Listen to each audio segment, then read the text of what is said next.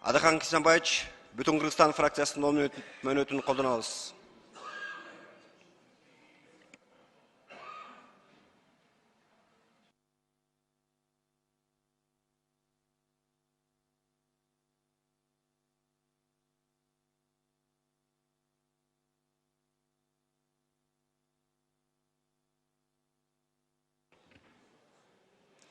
Сөз Адахан Кисенбаевичке берилет. Рахмат, Бүтін Кыргызстан Мадумаров. Урматтуу кесиптештер, ушул бир жылдын аралыгында экинчи жолу ушул 10 мүнөттүк убактыбызды колдонуп атабыз. Бүгүнкү чыгып сүйлөгөн кайрылуунун кажети барбы, мындан пайда чыгабы жокпу деген маселе бир топко чейин чыгып сүйлөөгө мындай бир тоскоолдук болуп атты, жеке сезимдерди. Бүгүн айтууга туура келет. Себеби ар кандай маселе болуп атат. Күнүнө мыйзамдын долбоорлору аябай чукулдап кирип атат. Кечээ саясий кургайлык регламентибизге дагы кошумча киргизели, өзгөртүү киргизели деген аракеттер болуп атат. Депутаттардын статусу жөнүндөгү мыйзамга тийиштүү өзгөртүүлөрдү киргизүү жөнүндө сунуштар болуп атат. Мына ушулардан улам бир суроо пайда болот. Эмне үчүн ушул мыйзамдардын тегерегинде ушунчалык чакчелекке түшүп атабыз? Мунун максаты бирөө гана. Жогорку кеңештин мамлекеттик башкаруудагы ордун төмөндөтүү, депутаттардын макамына шек келтирүү жана жогорку кеңештин мамлекеттеги болуп аткан окуяларга аракетин азайтууга. Биз өз колубуз менен, өз каалообуз менен, өз эркибиз менен ушул иштерди тездетип жасап бергенге аракеттенип атканыбыз аябай каттуу бир суроо туудурат. Урматтуу кесиптештер, жогорку кеңеш эл өкүлдөрүбүз. Элмаз Аракеевич, биз эл өкүлдөрүбүз. Биз элдин айтканынан чыкпашыбыз керек, элдин кызыкчылыгын коргошубуз керек. Ошондо көкүрөгүбүздө тагып отурган биздин значогубуз эл өкүлү деген макамга ээ болобуз. Бирок чындыгына келгенде жогорку кеңеш мыйзам кабыл алуу пунктуна айландык. Же нотариалдык конторага айландык. Бул мыйзам кабыл алынды, ушунча күнү, ушул саатта бүттү, ошол жерге мөөр басылды, ишке кирсин. Коомдо болуп аткан окуяларга биздин таасирибиз жокко эсеп. Урматтуу депутаттар, Бакыт Үсөнбекович, Кыргыз Республикасынын конституциясы ар бир жаранга жашоону кепилдикке берет дейт. Ошол эле конституцияда жазылып турат, ар бир адамдын ден соолугу мамлекеттин байлыгы деп турат. Бүгүн биз мыйзамдуулукту тебелеп тепсеп, конституциялыкты тебелеп тепсеп, өз билгенибизде жашап аткан бейбаш үй бүлөгө айландык. Ата энеси таштап кетип, бир жумушка кеткен үй бүлөбүз. Мыйзамыбыз да иштебейт, конституциябыз да иштебейт. Ага бир мисал, Кыргыз Республикасынын өкмөтүнүн 22-21 жылга иш чарасын ушул жерде дуулдап бекитип бердик. А конституциянын 44-чү беренесинде жазылып турат. Кыргыз Республикасында жөлөк пулдар, социалдык колдоолор эң төмөнкү керектелүүчү корзинадан төмөн болбойт деп турат. Бул конституциянын катуу талабы. Аткарылдыбы? Жок. Аткарылган жокпу? Аны Акылбек Жапаров мойнуна алды, биз аткара албайбыз деди. Аткара албасаң дагы сен жакшы иштедиң деп добушту берген ким? Биз депутаттар. Конституцияны тебеледик, конституцияны ыргытып ирдик. Эмне менен жашайбыз анан кийин? Бизде 28 жаран мыйзамсыз кармалып отурат түрмөдө. Кечээ дарыгерлер барып, эки кызыбыздын ден соолугун карады, ден соолугуна аябай каттуу коркунуч келип турат деп коңгуроо кагып атат.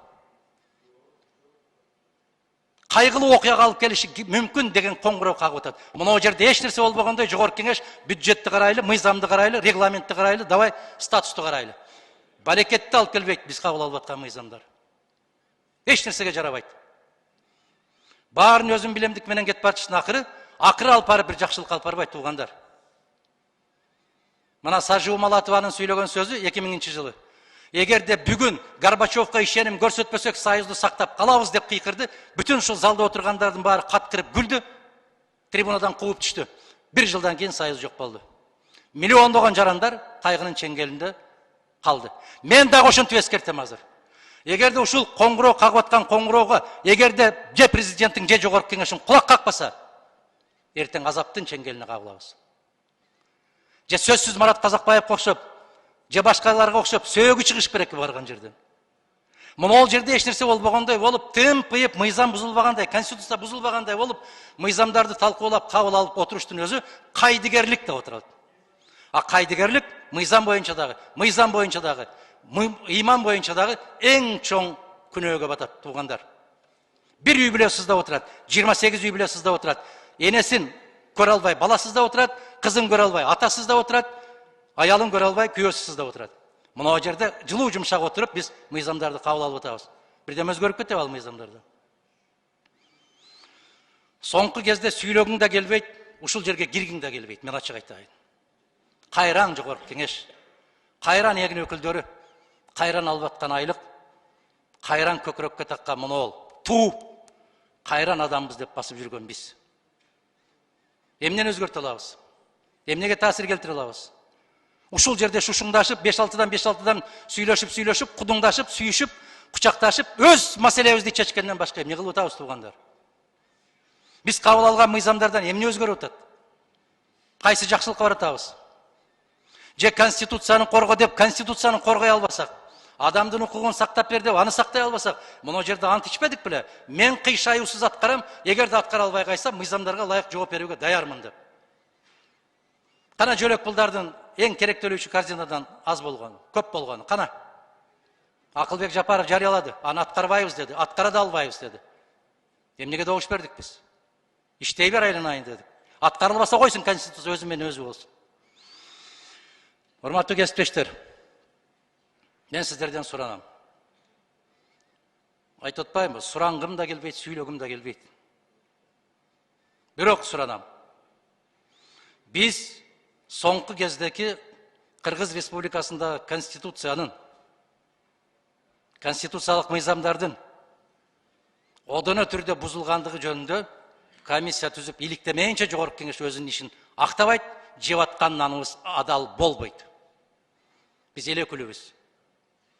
Эгер конституциянын кепили болгон инсан конституция менен эсептешпесе, анда эл өкүлү катарында биз эсептешибиз керек конституция менен. Медералиев жаш жигит мына ошол эң негизги парламенттин омурткасы болгон комитеттен бекер кеткен жок. Мындан ары карай менин абийирим чыдабайт дегендей кылып кетти. Дагы канчасын күтүшүбүз керекпиз? Биздин кайсы кесиптештерибиз каякта жүрөт, жумушка келе албай, титиреп. Бул эмне болгон өлкө болдук биз? Биз түшүнүк менен жашап калдык го. Биз коркунуч менен жашап калдык го ошол жерде. Ар бир добуш берип атканда жүрөгүбүз титиреп калдык ошол жерде. Мына ошол жашообу, ошол өмүрбү? Жигит киши бир гана жолу өлүш керек. Ар бир коркунуч жаралганда өлүп, 1000 жолу өлбөстөн бир эле жолу өлүш керек. Мен сунуш киргизем. Тез арада комиссия түзүлүш керек. Мына ошол комиссия 1 айлык мөөнөттө Кыргызстандагы соңку мезгилдерде адам укугун, Кыргызстандагы мыйзамдардын бузулуп аткандыгын, конституция бузулуп аткандыгын мен бүгүн жарыя кылайын. Мына ол мыйзамсыз указ, курултай өткөрүүдөгү мыйзамсыз указ жөнүндө конституциялык сотко бүгүн мен азыр саат 12-де барып тапшырам. Мен далилдеп берем, эгерде ушул мамлекетте адилеттүүлүк болсо, курултай адилетсиз өттү, мыйзамсыз өттү, курултай өткөрүүгө, указ кабыл алууга эч кимдин укугу жок. Бул менин каалоом эмес, конституциянын каалоосу деп мен ошол кадатайство жаздым, бүгүн тапшырам конституциялык сотко. Андан башка мыйзамсыздыктар толгон токой. Чек араны аныктоодогу мыйзамсыздык, коркутуу үркүтүүлөр ушул кезге чейин уланып атат. Сен чек арага каршы берип койдуң деп кабинеттен кийин мандатка чейин асылып атат. Чыкпай отура берген болсо, кайсыл абийирибиз менен уктап атабыз? Айлыкты кантип алып атабыз биз? Эмне үчүн алып атабыз айлыкты? Биз ант иштик го конституцияга, ант иштик колду коюп. Ошол конституция аткарылбай атат го. Сакталбай атат го, туугандар. Мына кармалып аткандардын арасында кант диабети менен ооруп аткандар бар. Жүрөк оорусу менен ооруп аткандар бар. Башка орукчандар бар. Айланайын. Bir terroristi karmagандай olup, эгерде ушул кыргыз бийлиги ошол жерде жаткан 5 аялдан ушунчалык калтырап титиреп аткан болсо, бул бийлигиңе түкүрдүм мен. Сырттагы душмандан эмес, биздин ичибиздеги 5 аялдан коркуп титиреп, тордун аркасына кармап отурган болсо, бул бийлик жакшылыкка алып барбайт бизди. Биздин укугубузду коргой албайт. Урматтуу кесиптештер, комиссия түзүшүбүз керек, тездетип түзүшүбүз керек, сөзсүз түрдө аркасынан ыйлап калганды токтотушубуз керек. Алдын ала чара көрүшүбүз керек. Ушул комиссияга ар бир фракциядан мен деген азаматтар кириш керек. Коркпой туруп өзүнүн пикирин айта турган, мен азаматмын деп жүргөн азаматтар комиссияга мүчө. 1 минут коюп бериңиздер. Башка эч нерсени каалабастан бул жерде саясаты жок. Суранам мен сиздерден. Саясатка аралаштырбай туруп, кыргыз конституциясы, кыргыз мыйзамдары, кыргыз адам укуктары канчалык деңгээлде корголуп атат, ушуга гана тыянак чыгарып берүү үчүн ушундай комиссия түзүштү талап кылам туугандар. Колдоп бериңиздер. Чоң рахмат, баарыңыздарга ийгилик каалайм.